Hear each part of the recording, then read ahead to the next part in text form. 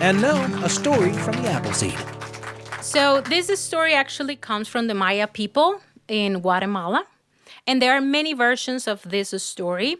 But one that I like the most is that one that you can find in a collection of folk tales called The Moon in the Well. And this story is called Ixchel and the Dragonflies. In the land of the wandering jaguar, the sacred deer, the magnificent quetzal bird, and the conquering ants, in the land of the turquoise sea and the jaded mountains, in the land of the Maya, the moon was said to be the most beautiful of all the heavenly bodies. People would spend hours during clear nights just admiring Ixchel, the moon. But Ixchel, she had a busy agenda. She was in charge of watching over the tides of the ocean, steadily guiding them in and out.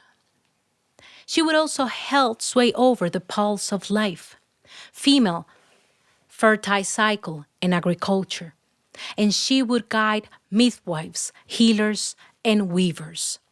But her favorite pastime was traversing the cosmic streams, paddling in her canoe, and admiring the stars. Sometimes Ixchel would shine boldly.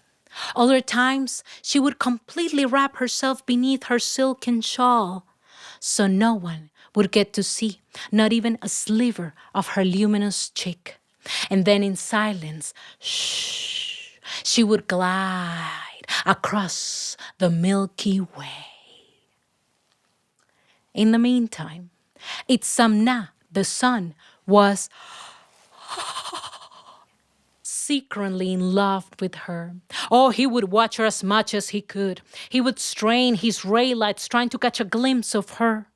And sometimes Ixchel would slightly open her silken shawl so Itzamna, the sun, would get to see her earlobe. And when he was lucky, he would get to see her shoulder. Oh, the harder he looked at her, the brighter she shone. And this waiting and watching and shining and flirting went on for eons, so the story goes.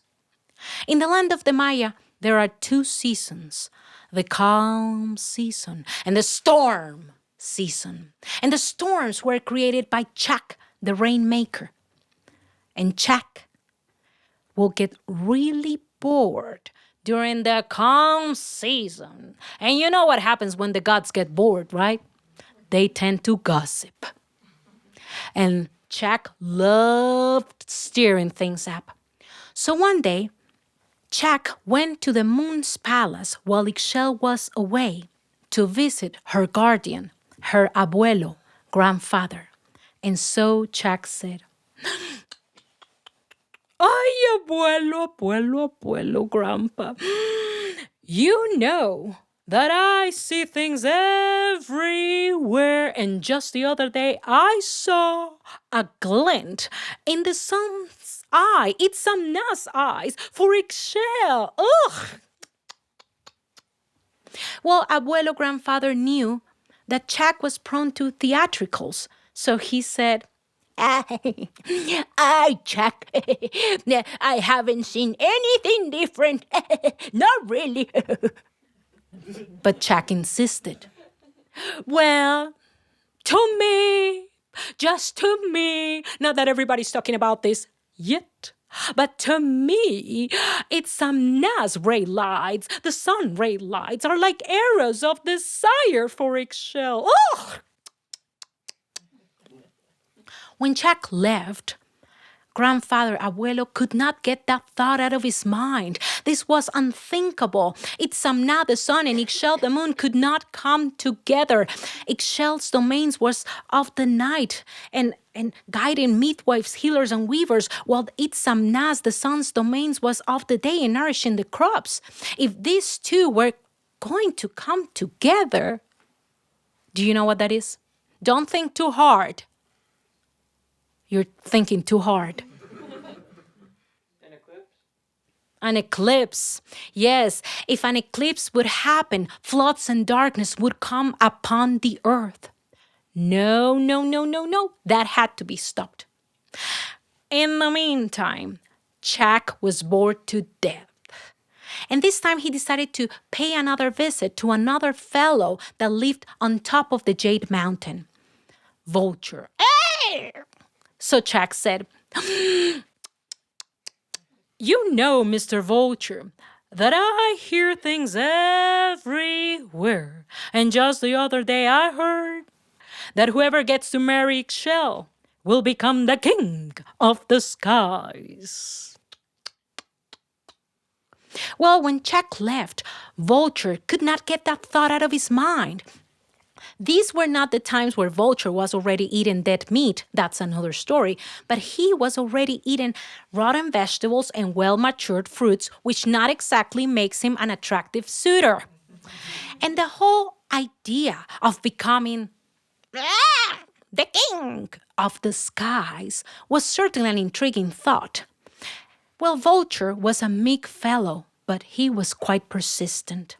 After that, every morning before dawn, he would fly up the skies to visit Ixchel and say something like, "Jewel of the skies, I couldn't help to notice how radiantly you glowed through the clouds last night." Well, of course, these visits did not pass unseen to Itzamna, the sun, who grew a little bit jealous. Well, the calm season was nearly over, and this time Jack decided to speed things up. So he went back to the moon's palace to visit Abuelo, grandfather, and said,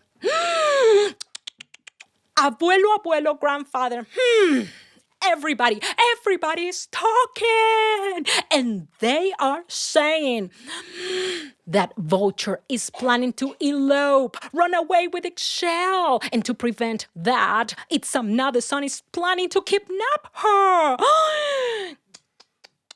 But I'm sure you're well aware of the situation, right?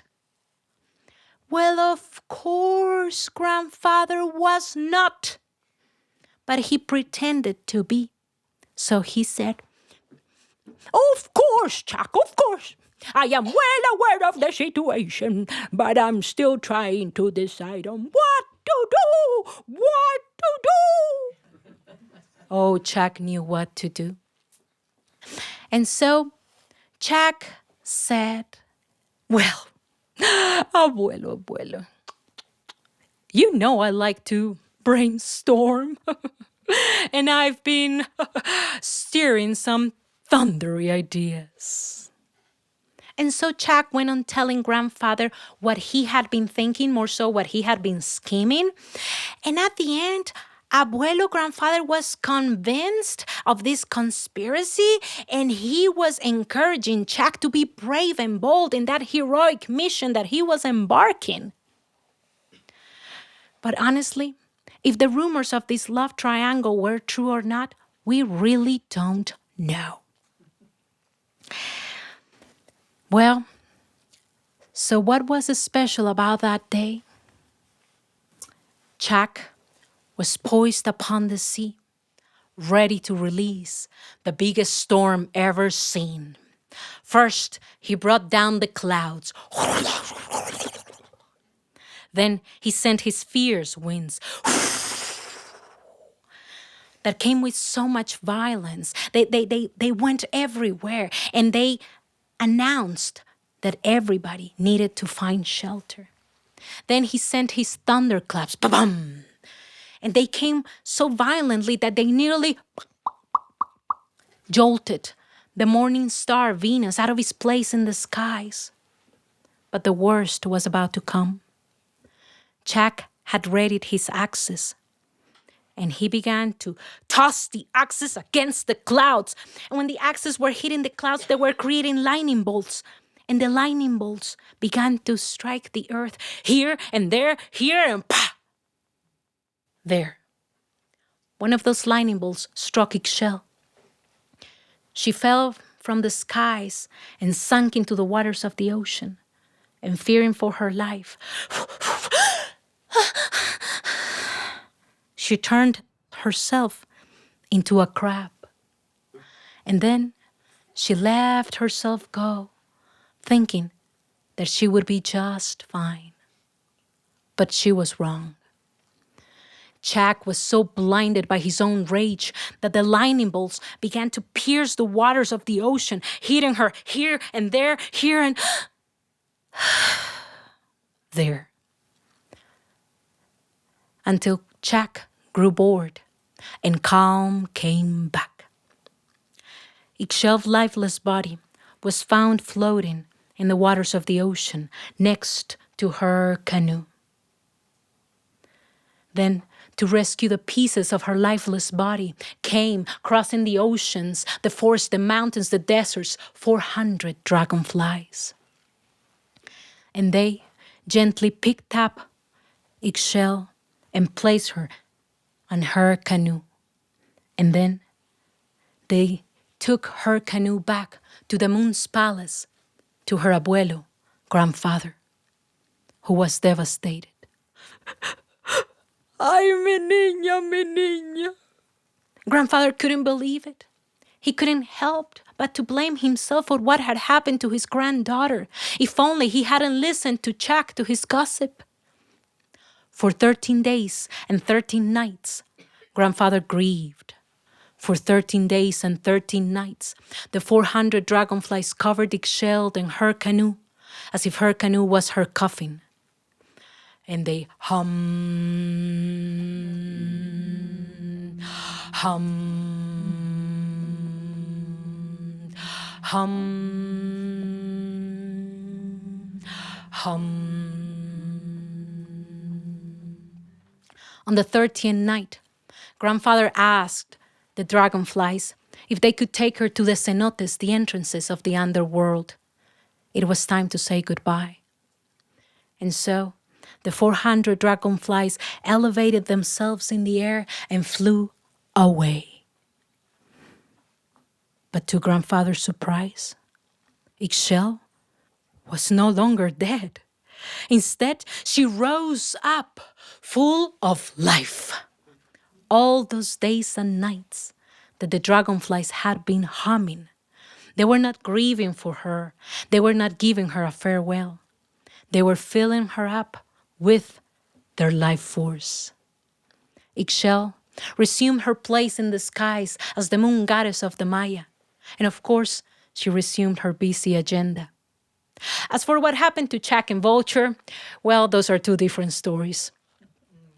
The Quiche Maya that tell this story will tell you too. Do not underestimate the power of a dragonfly. One is steady, fast, and strong. But 400, we all together can make miracles happen. So let's begin. Thank you. Thanks for joining us for a story from the Appleseed.